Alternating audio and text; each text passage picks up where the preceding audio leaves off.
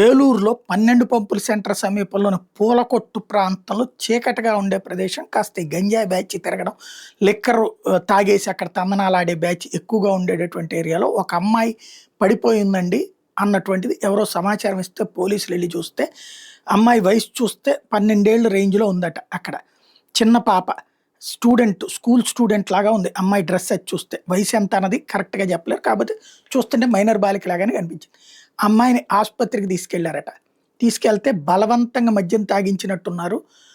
Plus అమ్మాయి మీద లైంగిక వేధింపులు జరిగినట్టు కనబడుతోందని డాక్టర్లు అనుమానించారు. ఇప్పుడు దర్యాప్తు చేస్తున్నారు. ఎందుకు జరిగింది? ఏం జరిగింది? అమ్మాయి స్పృహలోకొచ్చి ఏం జరిగిందో చెప్తే తప్పించి తెలీదు. నడి రోడ్డు మీదన ఒక ఆడపిల్ల మైనర్ బాలిక. ఏ స్కూలు, అమ్మాయి పేరేంటి ఇవైతే ప్రస్తుతానికి వివరాలు తెలియలేదు. ఆస్పత్రిలో అయితే చేర్చారు. అమ్మాయికి చికిత్స చేస్తున్నారు.